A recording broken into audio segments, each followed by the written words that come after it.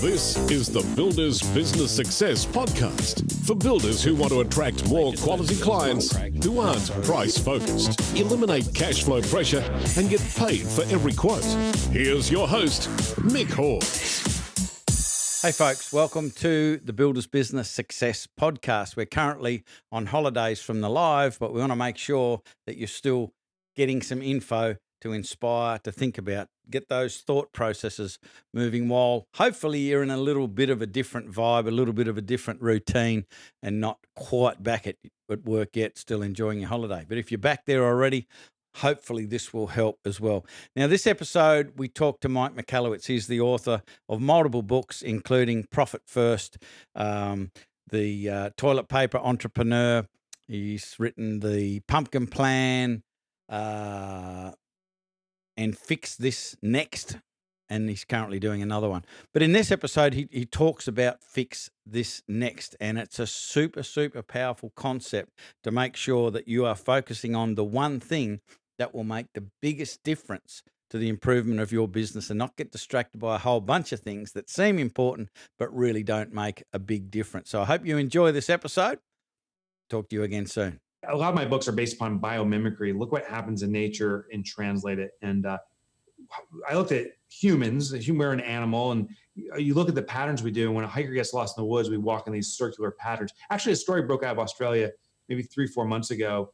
A couple was out hiking. A fog came through, and they got lost. They were saved by rescuers. They were lucky not to perish unceremoniously out in the woods.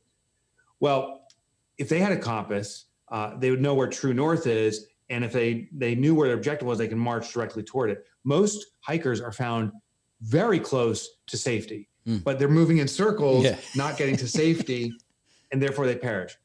Well, there's a mechanism that plays into humanity that facilitates our navigation of life, and it's called Maslow's hierarchy of needs. Yep. What I did was I realized that foundationally, for example, according to Maslow, you and I have physiological needs. We both need to breathe air, drink water, eat food. It's a foundational biological need. And since we're neurologically wired into ourselves, if I'm thirsty, I'll notice. If I'm hungry, I'll notice. If I can't breathe, I'll notice. And it's only when those needs are satisfied do we elevate to other human needs, like ultimately belonging, self-actualization is the highest level. There's 5 levels. Yeah. But Maslow argued anytime the base is compromised, we automatically revert to the base. Yeah. Well, I translated that kind of biology, that hierarchy of needs via biomimicry into a business hierarchy of needs. And it looks like this. I was just about to say, I feel that we're going to experience some of the Mike Michalowicz graphic magic. It's very high tech. It's very high tech, yeah. And so this isn't going to translate too well to the audio only version, but what he's holding up is a pyramid with 5 lines across it. So it's Maslow's hierarchy of human needs. Go look at it. Yeah, this is my PowerPoint. I call it power paper. Yeah, it's great. But so foundation, and I can do a very obscene version of this if you wish, but we'll avoid that. Foundationally, every business, I wrote the word sales here. Every business foundationally needs sales because it creates cash. It's oxygen for a business. Kind of like Maslow, you and I have to breathe air. A business needs to breathe in cash. That's sales. Yep. Interestingly, though, more sales alone is not a cure for a business. Just like more oxygen does not support life. We need to absorb that oxygen to our bloodstream. Breathing more actually at a certain point becomes detrimental. It's called hyperventilation. It can cause you to get dizzy. You can actually over-oxygenate and you can kill yourself. Yeah. So sales is necessary, but it alone is not adequate. The next level above that is profit. And what profit does is the creation of stability, meaning it's the retention of cash, which gives runway to a business when there's instability. And business is fraught with instability. There's hourly or daily instability. Some of us don't know how sales are going to be next week. Many of us don't. So there's these fluctuations. Profitability smooths that out. Sometimes a pandemic strikes the entire effing globe. When that happens, the businesses that haven't been focusing on profitability, they went out of business. Yeah. I mean, I really appreciate you saying how many business owners reach out to you saying profit first saved them. I've received more emails and calls and literal written letters from people saying it saved their lives. Well, they saved their lives. They saved their lives. They used the system, and I'm honored to be part of the journey, but they did it. Yep. They had sales creating cash. They extracted that cash and they reserved it, which allows them to navigate the bumps and bruises. And it also brings about what owners desire for business, which for many is financial freedom. We started a business in part for our own financial freedom, our own financial security, which then, when that's satisfied, the next level need we have is order. Order is the creation of efficiency, meaning a business is not solely dependent on the owner or key employees. The business can run in our absence, which is the other definition of why many business owners start a business. Personal freedom.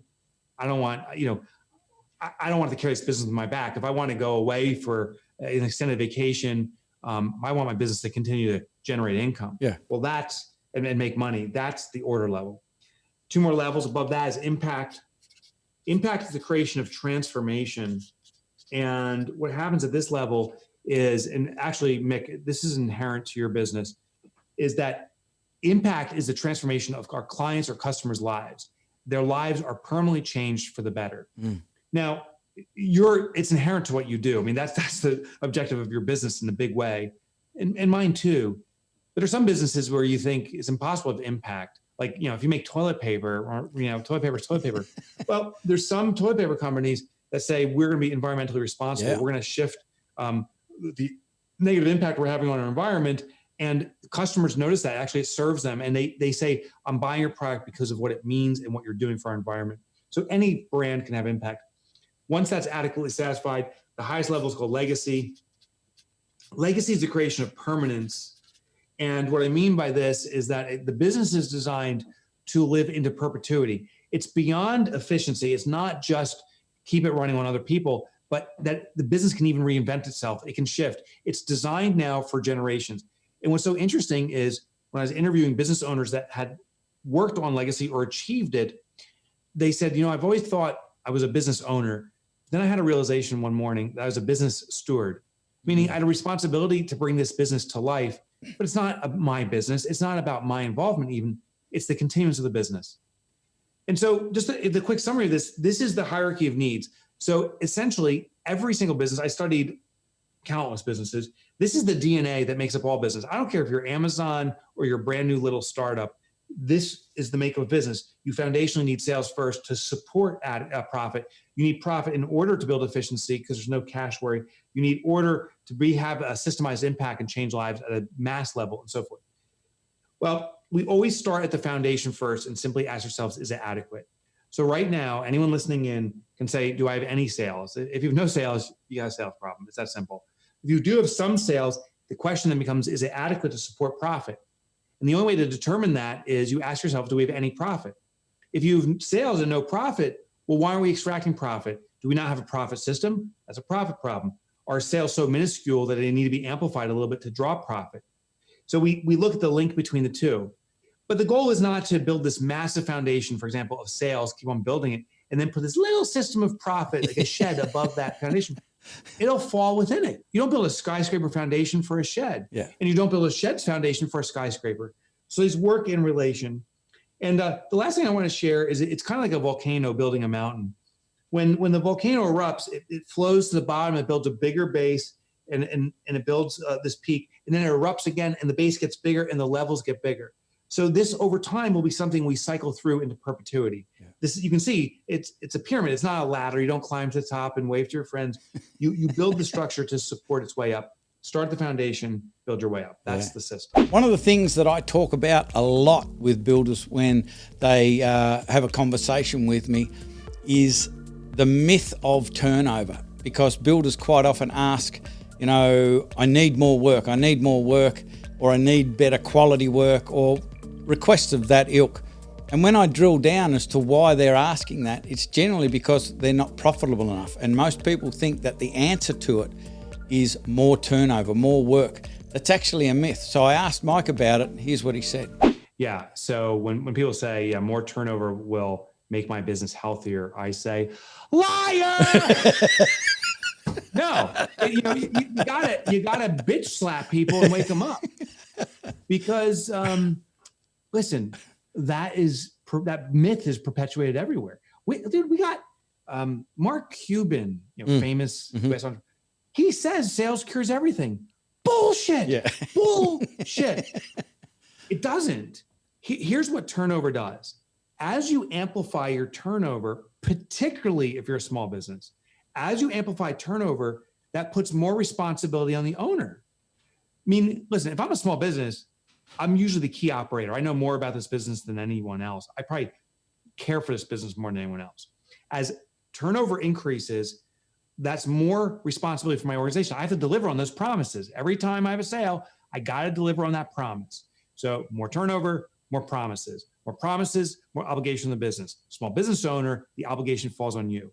So as turnover increases, people start pulling their hair out. They start losing their mind going, I have so much to do. I'm not making money. I must do more. And it becomes more stressful. Yeah. Profit must be extracted. And here's the key. And I talk about this in Profit First. Profit is not an event. You don't grow your sales into it. Profit is a habit. Yeah. It gets baked into every single transaction. So if you have sales happening right now and not profit, you probably have a profit problem.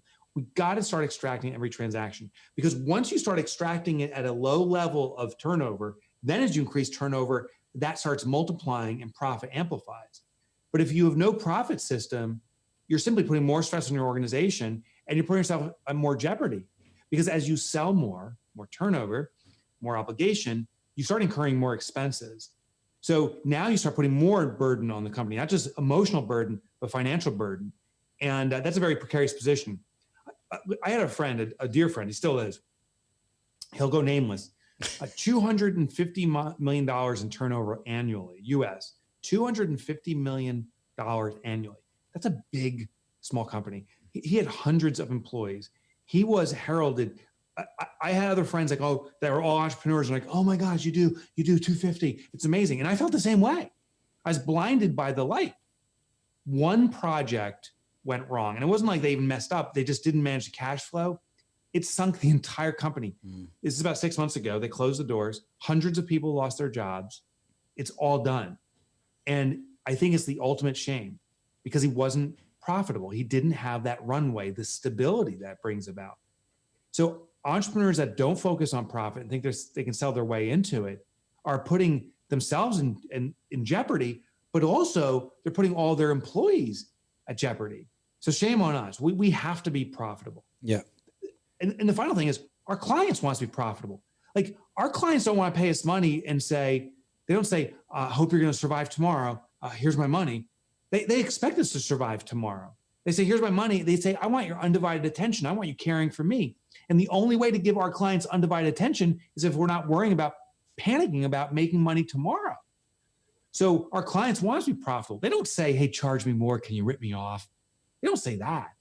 But they say, I want your full attention. I don't want you worrying about anything but serving me. That mandates profitability. Yeah. Am I getting too jacked up? I get a little fired up. No, go for it. Okay. I don't know. How many coffees did you have before this? No, it's 8 o'clock. I don't drink at night because this is what happens. I get fired up. I'm just drinking water and I'm getting all jacked up. That's good. High on life. But this is like, I get it. We need to get passionate about this, because I'm a living example of what you're talking about now. Before the interview that I did with you all of those years ago, when Profit first came out, I had a business called uncoverhiddenprofits.com. I was doing I was reading the book and going through the instant assessment underneath a banner that was the backdrop for the podcast, 2-foot high letters, uncoverhiddenprofits.com. I'm reading through the book and it turns out I didn't even know what a profit was. Dude, you're honest. I just use the dude word. That's funny. Yeah, that's right. Dude, mate, you're honest. You're honest. You know how many people say that, are behaving that way, not profitable, myself included, and in total denial? Like, I would brag like, oh, my business showed a 17% profit last year. And someone asked me, where is it? Like, I don't fucking know. I just know in this accounting form it showed it. That's the real danger. We cloud ourselves about what profit is. Yeah. I'll be very clear what profit is. Profit is cold, hard cash, exactly, waiting for one purpose: distribution to the shareholder. So if it's in a reserve for the shareholder, that's profit. If it gets distributed to the shareholder, that's profit. If that money is stored away, but then gets put back in the business, that ain't freaking profit. No. That's an expense. Yeah. But we play this game, like, well, the accounting system said I had a 22% profit. I spent it all. I plowed it back. I pushed it back. Got to spend money to make money. Yep. Oh my God, it kills me. I hate that. It takes innovation to make money. It takes out of the box thinking to make money. Yeah. So it just kills me when people say that. And I was one of the people, but now I'm very clear. It is that simply delineated. Profit is cash that goes into your pocket. Thank you for owning a business. Yeah. Thank you for providing jobs. Thank you for taking that risk and starting something that's innovative and serves so many people. Yeah. Expenses are anything we use the money for besides putting the shareholder's pocket. Yeah. You buy some you buy some technology. You purchase a car. Like any of those expenses are expenses. Now, some of it may still benefit the shareholder, but profit is a cold, hard cash distribution. It is that simple. Yeah. Mike has written plenty of books, as I said, 6 in total. And it's really interesting identifying the reasons why he writes each of those books. So I asked Mike, why did he write this latest book? It's called Fix This Next. And how it came about, Mick, is, over the years, I've been very lucky to build a readership that's pretty responsive. So I send out emails now pretty regularly asking my people that are willing to respond some direction on my new books. It takes me about 5 years to write a book. So I emailed out about 5 years ago, ask my audience, what's the biggest challenge you're facing in your business now? With the expectation they would say, oh, it's marketing or it's something. I wanted to write the next book after, I think it was Clockwork at that point. Clockwork, yeah. And I'll let you know which the order the books were written in, just in case you forget. Yeah, you can be posted. Yep. So I got the response, but I'm not the most technically savvy guy. I triple clicked or something because the same email went out multiple times in the same day. And first of all, you piss off a lot of people that way, right? Like, what are you doing? You're trying to ruin my life. And like, go F yourself. And like, I'm not trying to ruin anyone's life and pretty harsh with feedback.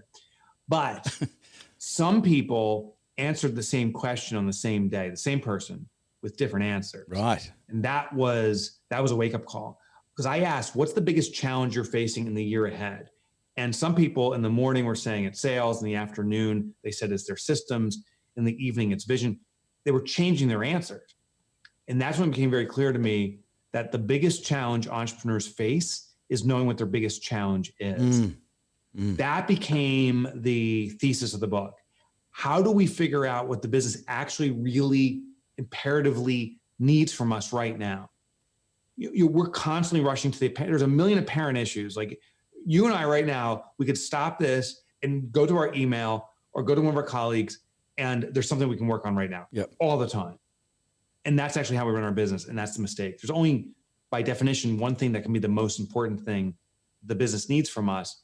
This book is to find it, fix it, and move forward. That's the idea. Just rewind a little bit. By definition, there's only one thing that's the most important. Just expand on that with your philosophy about that, because I am an absolute believer in that. And was it you that said, no, it wasn't you. So I can't credit this for you. It was really smart and you liked it. It was me. It was really smart. I believe it was the One Thing book. The book, The One Thing. Yeah. And the author was basically saying that the word priorities wasn't really used in any large way until the 80s. Prior to that, it was priority. Yeah, right. That is the source, I believe. It is One Thing. Author's Gary Keller. I've had the opportunity to meet with him. Along with priorities came this concept of multitasking. Yeah. The idea of one most is pretend all the way across the big lake between us, if you and I had this massive chain and theoretically we could pull on it as hard as we can, the chain will break, and it always breaks in the same spot, the weakest link. Yeah. And you and I can try to manipulate it. You could give some slack while I pull hard or vice versa. It's irrelevant what we do. Yeah. The weakest link is always the breaking point. Therefore, if we want to strengthen that chain, fixing all the other links, making them stronger is of no benefit. Because if we pull and that weakest link is not addressed, it'll always be only as strong as that link and it breaks. Therefore, the one thing to focus on in strengthening a chain is the one link that's the weakest, enhance that, and the entire strength of the chain goes up. Well, our business is a chain of events. There's a lot of elements that work together, but it all is in synchronicity. If one piece is weak, it's holding the whole business back. So the question is, where's that one thing? And most of us, we have no clue what it is. We don't have the time to figure out what it is. We are firefighters. Put out the fire, maybe come in with a plan or agenda for the day, but it's dictated more about firefighting than anything. It's the emails and the questions and the client threatening to leave and all that stuff. Maybe you hire a couple employees and you're not a firefighter, but you're the fire chief. Just sending everyone out. Is there an Aussie term for firefighters like Sparky? No, that's an electrician. Is there a term for? No, fireys. We'd call them fireys. Fireys. I love it. Fireys. That's cool. Yeah. So you become a fire chief, and that's not an improvement in the business. It actually confines us because now we're simply directing people to do things, and we're constantly directing, but we're not getting work done ourselves. That's why the vast majority of businesses will never have more than 2, maybe 3 employees. So in Fix This Next, it's about being very deliberate. We do have to operate and maintain the business. You do have to keep some plates spinning. But at any given time, there's a weak link, and we got to find it. So this book is a tool to pinpoint that weak link, then a method to give it strength and move on to the next link and so forth. If you've ever read the book by Simon Sinek, The Infinite Game, it talks about having a just cause, having a purpose. And when you understand that, it can really make a powerful difference to how you approach your business. So I asked Mike what his purpose was. Why does he do what he does? He's an incredibly hard worker. He really loves to help entrepreneurs and business owners. And I just wanted to find out what his driving force was. That's my life's purpose, to eradicate entrepreneurial poverty. I have it on my wall. It's a constant reminder. I have it every day. I look at it. I actually have it on my wrist too. And right here. Every day I'm reminded of this importance. I have my own reason behind it, and I won't bore you with the details, but it is life critical to me that small business is successful, particularly now. Has this got something to do with personal experience? My personal experience? What about it? You want to know it? Well, no, you were saying you didn't want to bore me with the details, but I think I may know the details. Personal experience. Yeah, it's when my daughter came to me. I was so effed up in my own business. I had no understanding how to operate it healthily. Even though I was doing millions of dollars, I lost everything. I lost a house. I lost everything. Yeah. Except my daughter, she came to me with a piggy bank and she's like, "Daddy, I'll start providing for us." And I felt like such an ass that, you, Mick, myself, everyone listening in, the reason we're in business in a big way is to be providers. And I couldn't do it. Well, that just became that. I needed that. I hate to say it, but I needed that to awaken that we have a responsibility to provide. And sadly, most entrepreneurs fail to do it. So I want to fix that. Now with this pandemic, 2008 was the Great Recession. I'm calling 2020 the Great Reinvention. Yeah, businesses have to reinvent, sure. The customer's reinventing everything. The customer has new demands. Safety is a concern. Communicate, everything's changing. So customer perception changes. We have to respond. The thing is this: big business like Amazon and these mega companies, they're on tanker ships while this tsunami wave twins through. They can't turn. Maybe because they're so big, it'll just roll over them and they'll kind of hang on. But they can't pivot. They can't turn. You and I, we're on little jet skis. We can go ding, ding, ding, ding, ding. And how do we go again? What? How do we go again? Did you like that? Ding, ding, ding. Yeah. That's good. Yeah. You like that? That's a good impersonation of a jet ski if I've ever heard one. Yeah. That's the fastest jet ski in the world. And what's happening is, with customer demand changing, we need to change accordingly. Out of every recession, I studied all of them back, 17 recessions back. Every single time, the Great Reinvention actually came out of small business. Small business started to redefine the industry. Stories of like Airbnb and companies like that came out of Uber, came out of recessions. Microsoft came out of recession. Apple out of recession. All these businesses come out of recession. Fast forward to 2005, 2008, whatever. There's going to be some new mega companies that you never heard of today because they're the itty bitty companies, but they are zinging their way to fix what the customer wants now, to address that. And the big companies, they're just too slow. So I think this is the greatest opportunity ever put in front of us. 100%. And I say it's actually our responsibility.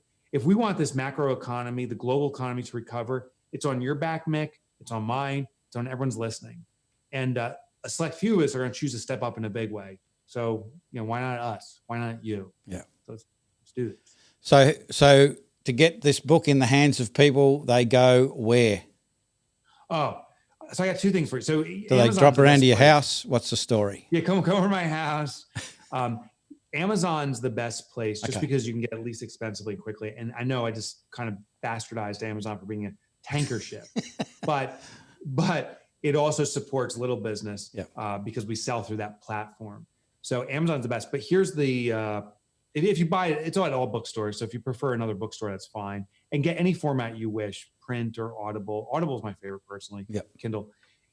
Here's the little offer I was thinking, Mick, is if people listening to this podcast email me, and it's real simple. When you get the book, my name is Mike Michalowicz. It's hard to spell, I get it, but it's on the book. So I can spell email me. Do you want me to spell it? No, I can spell it. Oh, you don't have to prove yourself. Okay, now you're a freaking weirdo, all right? You know my books in sequence. If you have a freaking poster of me above your bed, I wouldn't be surprised. So it's Mike at MikeMichalowicz.com. But email me, Mick. What rhyme? I was thinking, it's like, what rhymes with Mick? Stick? Dick. Mick's not a dick. How about that? Email me in the subject line, put Mick is not a dick, as many exclamation marks as you want. That'll stand out. And just say, I got the book. I got Fix This Next. I will email you. I prepared this thing called the lost content. There's about 40 sections that didn't make it into the final publication. That's really impactful, good stuff. So I will email you. It's a PDF, but as a thank you, I'll email you the lost content that will further enhance the book. So just buy it on Amazon, Fix This Next. Email me, Mick is not a dick, exclamation mark, exclamation mark, exclamation mark, and I will send you the lost content. Yes. How about that? Is that cool? Let me know if anybody modifies the subject. Yeah, Mick's kind of a dick. Your ex-girlfriend, Mick, is a total dick. Yeah. We'll get all of that. Mike Michalowicz, thank you so much for staying up late, because I know you're an old man now and like to go to bed early. You're a living legend. I love how you describe things. You make learning fun. I laugh all of the time when I'm listening to the audio books, but I learn, entertainment first, education second, I think is the way that you roll, and it absolutely works. Thank you. We're not taking things too seriously that, we have to learn this. You're making it fun.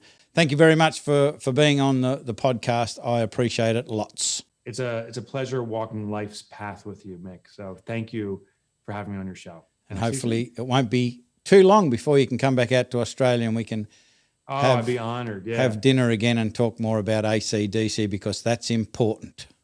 That's key, yeah. So I hope you enjoyed that episode of Builders Business Success Podcast. Before we go, I want to share with you some really, that's three reallys, exciting news. We've created or had our own app built. It's called the Builders Toolshed. And the whole idea of the Builders Toolshed is it is just an environment just for builders and potentially your subtrades if you want to invite them along. The reason that we created this environment, this space, this app, is because in the past we've been using email and we've been using Facebook groups.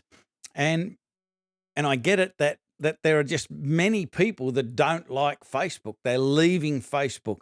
There are that many notifications if you belong to a Facebook group, and it's just ad after ad, and it's incredibly distracting and time wasting. So we decided to invest in creating our own space. And it's an app that has absolutely everything in it. So we're going to be putting the podcast in the app. We're going to be putting a whole lot of resources in the app. You're going to be there with other like-minded builders who are success-focused. And the best bit is you won't have any of the distractions and all of the emails and notifications that go along with being in a Facebook group or being on an email mailing list. It's just for builders. The only thing that you'll be seeing and talking about is stuff that will help you build your business. So I really encourage you to come and join us in the Builders Toolshed. So we'll put some links in the comment section. If you're watching this on YouTube, it'll be in the description. Or you can simply go to the Apple App Store and search for the Builders Toolshed.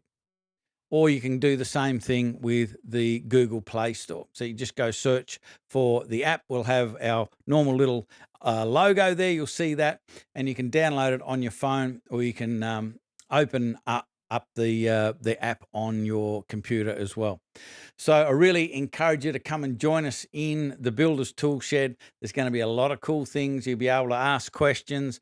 We'll be doing some live Q&As, all sorts of fun stuff. We'll be continually improving and adding things to the space. And it's kind of going to be driven by you. So you need to jump in there, make your suggestions, ask your questions, ask for what resources that would help you build the business the way you want your business to be built.